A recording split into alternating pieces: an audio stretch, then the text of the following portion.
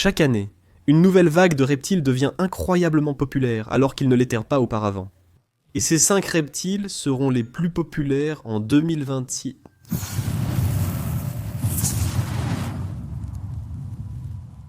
Chaque année, je fais une liste des reptiles que je pense seront populaires l'année suivante. Presque chaque année, j'avais raison sur la plupart ou au moins la moitié de la liste. Cette année, je vais prendre des libertés, aller plus loin et vous offrir de nombreux bonus. C'est un top 5, mais il y a 7 ou 8 animaux sur la liste. À partir du numéro 5, les 5 crocodiles à yeux rouges. Maintenant, gardez à l'esprit que ce n'est pas parce que je pense qu'ils vont être populaires que je pense qu'ils vont le rester longtemps. Vous vous souvenez comment on a vu les axolotls devenir super populaires et exploser en 2020 et 2021 ? Je pense que les 5 crocodiles à yeux rouges suivront la même tendance pour les mêmes raisons. Ils sont vraiment attirants. Je veux dire, ils sont vraiment adorables, mais le problème c'est qu'on ne les voit presque jamais. J'ai tué des 5 crocodiles à yeux rouges, et la raison pour laquelle je n'en ai plus, c'est parce qu'ils sont ennuyeux. Je trouve qu'ils sont très mignons, et faciles à entretenir. On peut les garder dans un terrarium de taille normale. Je veux dire, un aquarium de 75 litres si tu veux. Ou peut-être 150 litres, si tu veux quelque chose de plus grand. Tu y mets quelques potos, tu leur donnes beaucoup d'eau, parce qu'ils aiment vraiment l'eau un peu trouble et assez peu profonde, ainsi qu'un substrat boueux. En fait, ils aiment juste que ce soit humide la plupart du temps. Mais ils ressemblent beaucoup à d'autres espèces vraiment intéressantes. Les varans sans oreilles de Bornéo sont un rêve pour beaucoup. Mais on ne les voit jamais. Payer 3000 $ pour un lézard qu'on ne verrait jamais sans le sortir, ce n'est pas ma façon de passer un bon moment. Donc les 5 crocodiles, les yeux rouges, les yeux blancs, mais surtout les 5 crocodiles à yeux rouges. D'ailleurs, j'en ai un tatouage. D'accord. Oui, je les aime vraiment. Mais c'est le seul que je garderai, car sinon tu finis avec une boîte pleine de terre. Un peu comme un boa des salles du Kenya qui ne sortira que pour manger. Les 5 crocodiles rouges, c'est un peu pareil.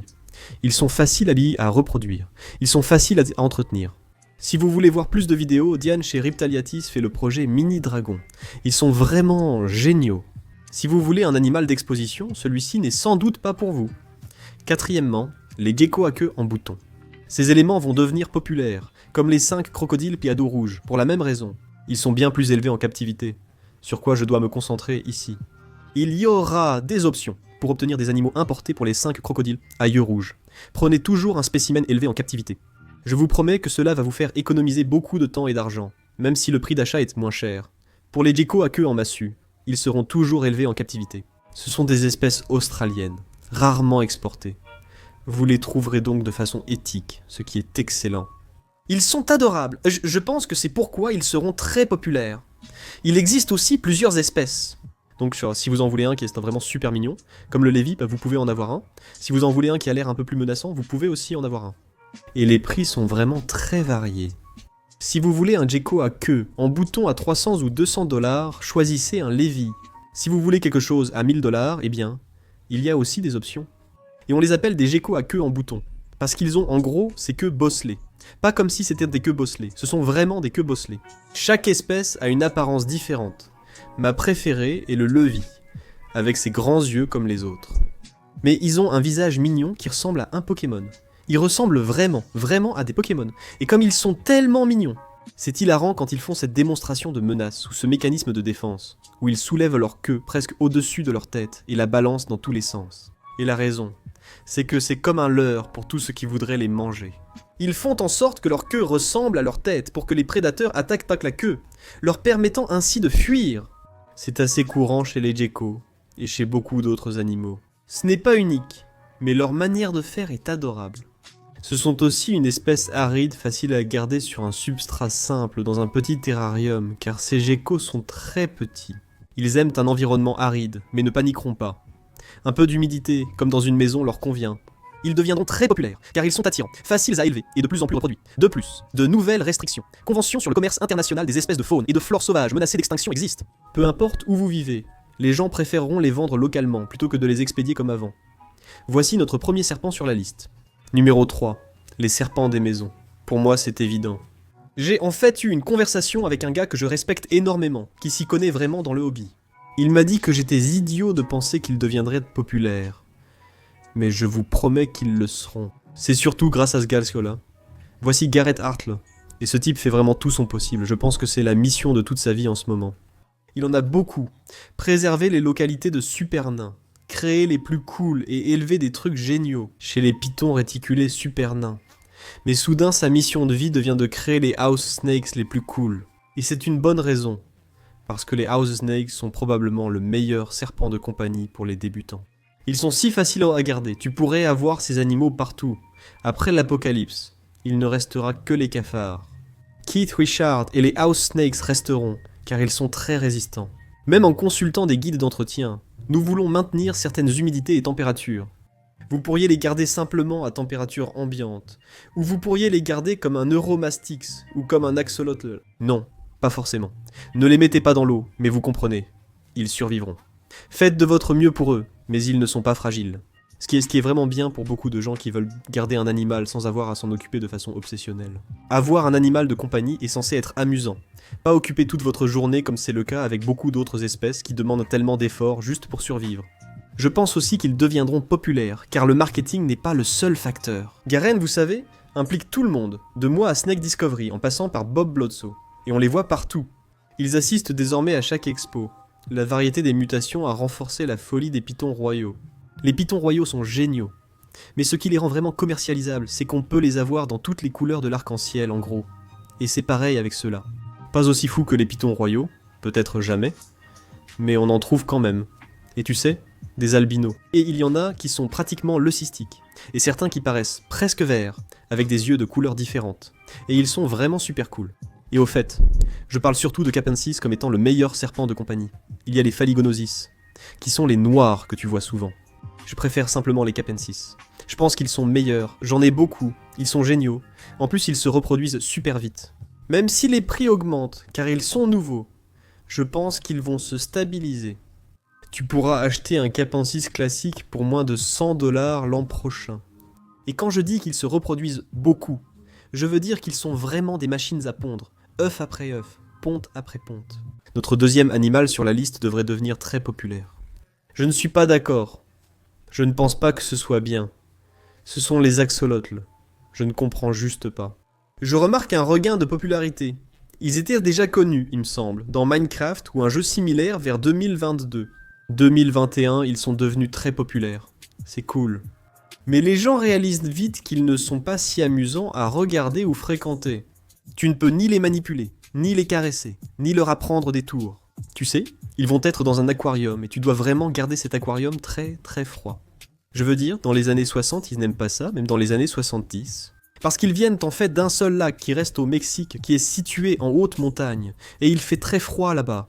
Honnêtement, c'est bien de les avoir, car même s'ils ne sont pas officiellement considérés comme fonctionnellement éteints, je pense qu'ils le sont probablement. Elle aura sûrement disparu à l'état sauvage de notre vivant, si ce n'est déjà fait. Donc, avoir une espèce en danger qui est élevée, c'est cool parce qu'on les a. Mais à part le côté cool d'avoir quelque chose qui n'existe plus vraiment dans la nature, je ne peux pas dire. C'est amusant de les nourrir. Les nourrir, c'est sympa. Regardez-les, ils dévorent tout, c'est chouette, non? Récemment, de nombreuses personnes, ces 2 derniers mois, m'ont écrit « Hé, mon enfant veut un axolotl.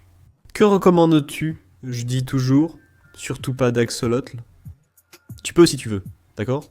Si t'as un endroit frais, ou si tu as un refroidisseur ou quoi que ce soit que tu veux faire, c'est cool. Mais j'en ai eu, et ils étaient ennuyeux. Ils ne bougent pas, je veux dire, ils ne vont pas bouger de toute la journée. Autre chose cool à leur sujet, c'est une salamandre, non? Une salamandre aquatique avec de jolis branchies, des yeux et une bouche adorables, parfaite à photographier. Mais ça devient vite lassant.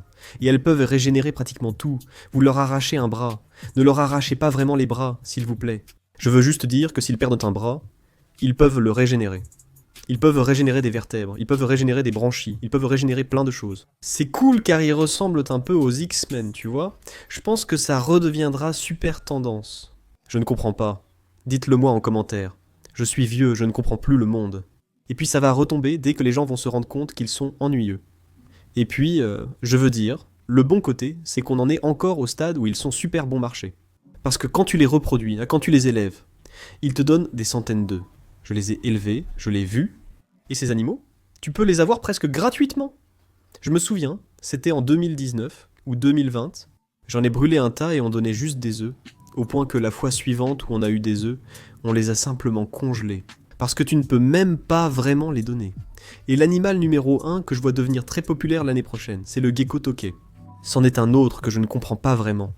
Je vois juste ce qui se passe. Je comprends un peu. Les gecko toques sont superbes. Ce sont parmi les plus beaux animaux sur Terre. Un gecko orange et bleu, bien qu'il existe d'autres couleurs. Je réalise qu'il y a désormais de nombreux morphes différents. Ils sont sympas à exposer. J'en ai plusieurs et je les trouve super. Les morphes, les gens commencent à en apporter ainsi. Gecko stocké. Je vois juste qu'ils ne suivent pas vraiment au niveau des prix. Donc à mon avis, ça ne va pas durer longtemps. Quant aux grands geckos, ils sont les plus beaux, mais pas forcément les plus grands. Ce sont les deuxièmes plus grands après les geckos lechianus que je trouve meilleurs. Ils sont moins beaux mais faciles à entretenir, comme un gecko à crête. Ils sont beaucoup plus faciles à manipuler. Parce que les geckos stockés, leurs mâchoires sont impressionnantes. Ils mordent et s'accrochent. Ils peuvent aussi être dressés. Certaines personnes comme Diane, ou vues lors d'expositions locales, ont réussi à les apprivoiser. Cela demande habileté, temps et patience. Ils ne disent pas leur nom, ils le hurlent. Donc ils sont un peu comme un Pokémon, tu vois, ils crient leur propre nom. Mais pour moi, je ne sais pas. Ils grimpent partout, ce qui est si cool. Mais s'ils s'échappent, bonne chance pour les rattraper, ils sont très rapides, et risquent de te faire saigner même si tu y parviens. Je ne les préfère pas, mais ma femme les adore, donc on en a. Pour ma part, je préfère les geckos lechianus. Je ne pense pas qu'ils vont devenir très populaires. Je crois qu'ils ont déjà eu leur moment de gloire. Et tant que le prix ne baissera pas, on ne verra probablement pas beaucoup de popularité pour eux. Mais à mon avis, les geckos lechianus sont plus cool. Dites-moi dans les commentaires lequel des geckos géants vous préférez. Le premier des bonus, ce sont les varans nains. C'est évident, tout le monde aime les varans. Ils sont cool. Si chacun pouvait avoir un dragon noir, il le ferait sans doute. La plupart des gens ne peuvent pas garder un lézard d'1,5 à 2 mètres, donc je comprends. Les varans sont souvent trop grands pour beaucoup. Mais il y a les varans de Kimberly Rock, il y a les varans de Pilbara Rock, il y a les varans Aki, et puis il y a les varans arboricoles. Et je pense qu'il va y avoir une popularité surtout avec ceux comme les Akis qui sont à un prix raisonnable. Beaucoup ne peuvent pas payer 3000 $ pour un varan arboricole, manquant. Mais j'ai vu des Akis à 150 $. Et ce sont des lézards fantastiques. Vous pouvez les garder dans un terrarium de taille normale, une taille raisonnable. Un terrarium de taille que vous pouvez acheter à peu près partout. Il n'a pas besoin d'être fait sur mesure. Ils aiment un environnement assez aride, mais on parle des Akis ici. Vous pouvez les garder sur un mélange de sable, ce qui rend vraiment facile et peu coûteux de les installer et de changer leur substrat tout le temps. Des pierres ou briques peuvent se trouver dans votre jardin. Pour les zones de repos, le coût principal est le remplacement des lampes ultraviolet B et chauffantes, ce qui reste nécessaire pour votre dragon barbu. Ces gaz-là aiment simplement quand il fait beaucoup plus chaud. Le Varan de Kimberly en est un autre. Ils aiment des conditions similaires à celles d'un Aki, mais ils sont plus arboricoles et préfèrent une humidité un peu plus élevée. Ces gars-là préfèrent un point de chauffe à 60 ou 65 degrés Celsius selon certains. Et ensuite, je pense que les varans arboricoles vont commencer à devenir populaires dans les prochaines années. Je ne sais pas exactement quand.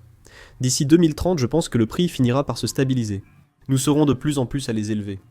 Je commence à les reproduire, mais ils restent trop chers pour être populaires.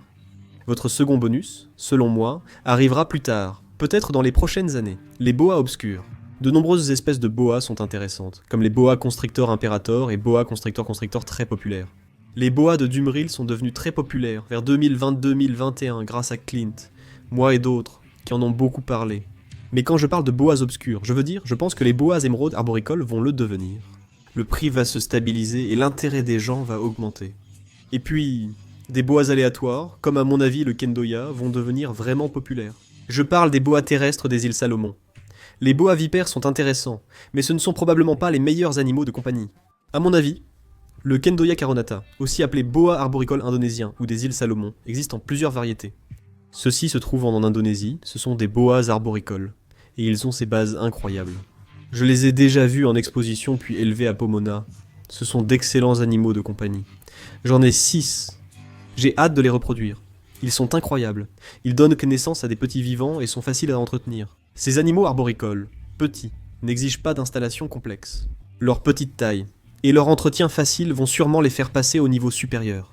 Il y en a beaucoup à choisir, même des boas léopards, qui sont des boas imperator, mais différents, tu vois. Donc, les boas du Sonora, juste les boas léopards, ou la morphe que je pense va vraiment devenir populaire. Je trouve qu'ils sont vraiment cool et géniaux. Et je veux avoir votre avis dans les commentaires ci-dessous. Selon vous, quelle sera la prochaine grande tendance en 2026 ?